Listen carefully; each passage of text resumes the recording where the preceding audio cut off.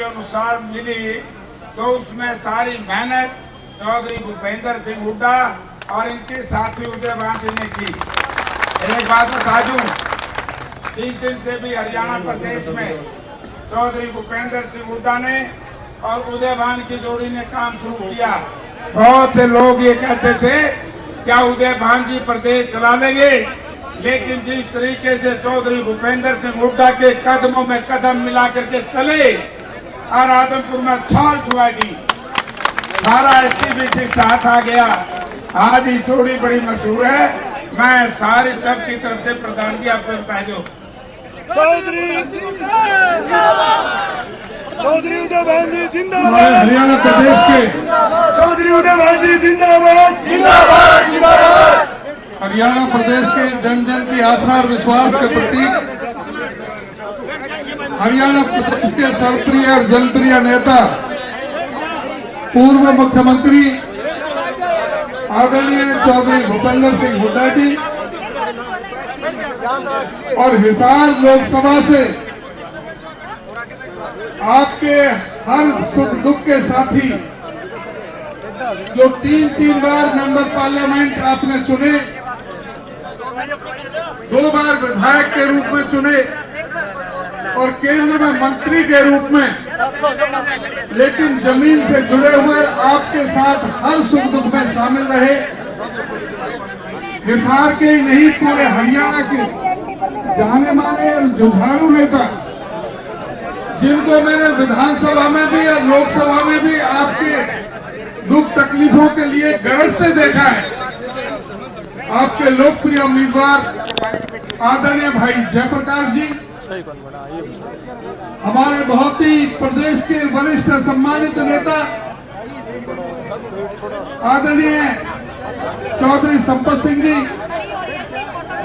हमारे बीच में हमारे पूर्व विधायकगण हमारे बैठे हैं, नरेश शेरवाल जी, हमारे रामनिवास घोड़ेला जी, रामकिशन फौजी जी, हमारे चंद्र प्रकाश जी, भाई जस्सी पेटवाड़ जी, हमारे अनिल सैनी, अनिल मान जी, अतर सिंह सैनी जी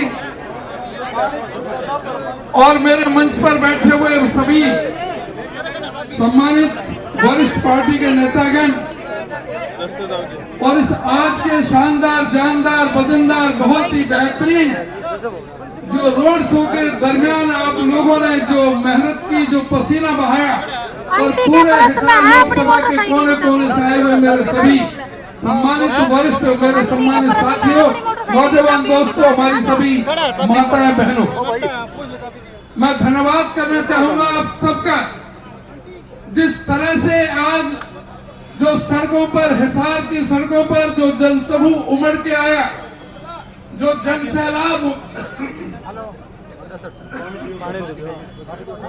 जनसैलाब सड़क पर उमड़ के आया और जो भाई जयप्रकाश जी को अभूतपूर्व जन समर्थन और सहयोग देखने को मिला हिसार की सड़कों पर, यह इस बात का प्रतीक है, प्रमाण है।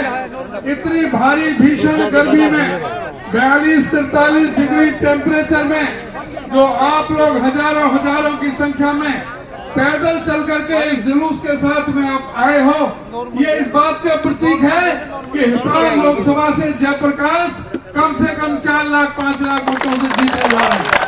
जयप्रकाश जेपी जिंदाबाद। लेकिन ये 25 तारीख तक आपने ये जोश और जज्बा बना करके रखना है।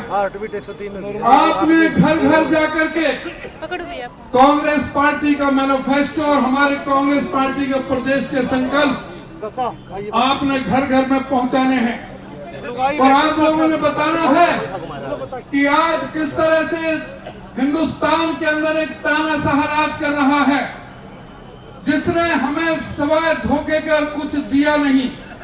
जो कहने को गारंटी दे रहे थे कि किसानों के लिए मैं एमएसपी की गारंटी देता हूं, एमएसपी की लागू करूंगा, स्वामीनाथन रिपोर्ट लागू करूंगा, किसान की आमदनी दुगनी करूंगा, लेकिन जब किसान की बात आई तो 13 महीने तक आंदोलन चलता रहा। 750 किसानों को अपने प्राणों का बलिदान दे दिया लेकिन एमएसपी लागू नहीं की। दोबारा जब एमएसपी लागू कराने के लिए जब पंजाब से आंदोलन चला तो किस तरह से उन पर ड्रोनों से हमला किया गया, किस तरह से अंतरराष्ट्रीय दीवार की तरह खड़ी कर दी, जैसे कोई पाकिस्तान से कोई आ रहे हैं। दिल्ली में घुसने नहीं देंगे किसानों को। और ये मुख्यमंत्री करनाल में कहता था कि ये किसान जो आंदोलन कर रहे हैं इनका बगैर सर फूटे एक भी नहीं जाना चाहिए। अब बताओ आपने इनको जवाब वोट के जरिए देंगे कि नहीं देंगे? समय आया है आप लोगों के पास में। इन लोगों ने किसानों के साथ जो दुर्दशा की, जो हमारी महिला पहलवानों के साथ, जो नरेंद्र मोदी कहते थे कि जो बेटी बचाओ और बेटी पढ़ाओ, क्या किस तरह की बेटी बचाओ और बेटी पढ़ाओ के नारे थे?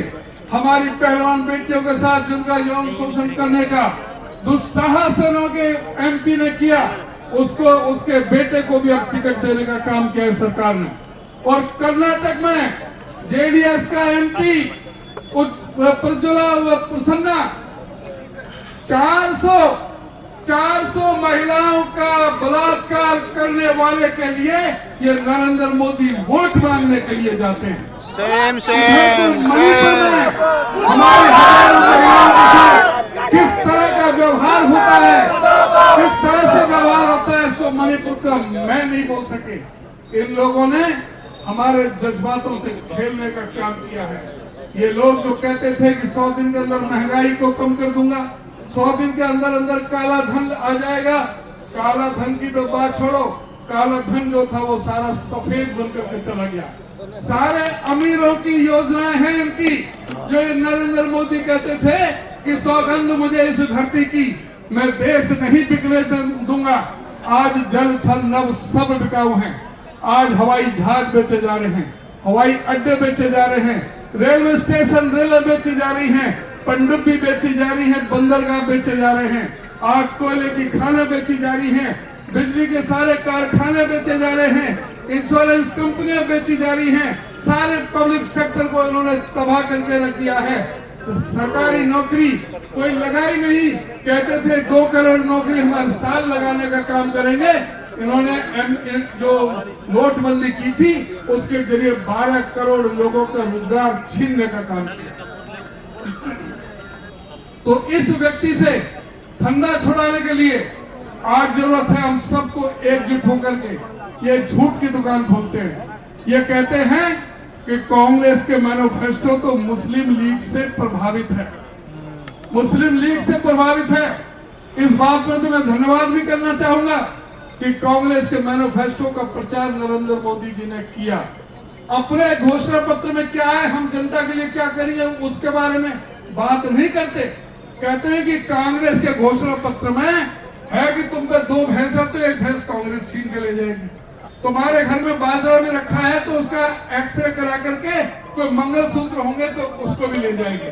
तुम्हारे 2 फ्लैट हैं तो 1 फ्लैट को कांग्रेस ले जाएगी।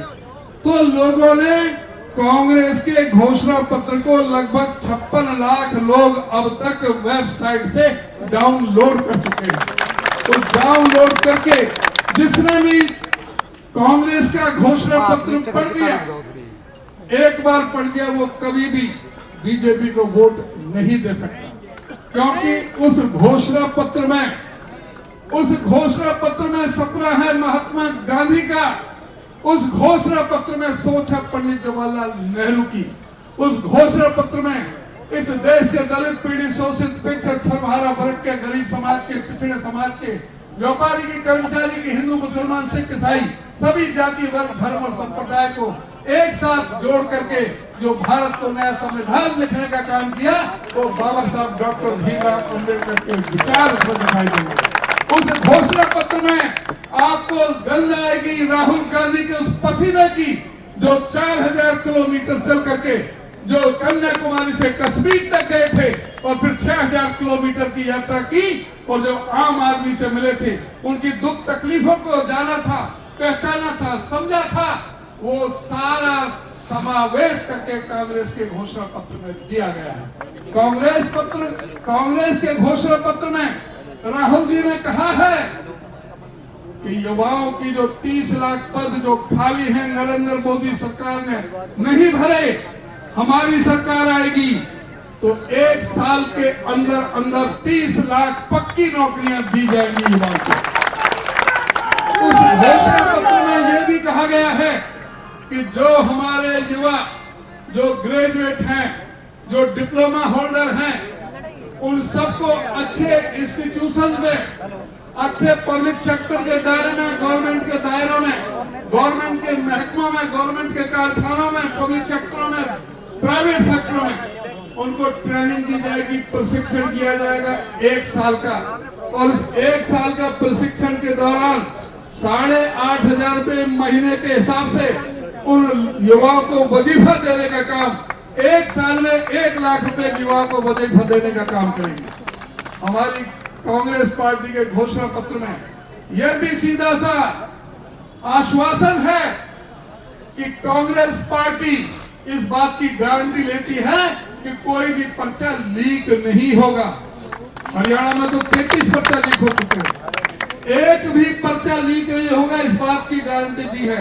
और कांग्रेस का घोषणा पत्र इस बात की भी गारंटी देता है कि जो युवाओं को रोज को धोखा देने के लिए अग्निवीर योजना लेकर के आए थे, उस अग्निवीर योजना का पन्ना फाड़ करके कांग्रेस फेंक देगी और फौज में उसी तरह से भर्ती होगी जिस तरह से पहले भर्ती की जाएगी।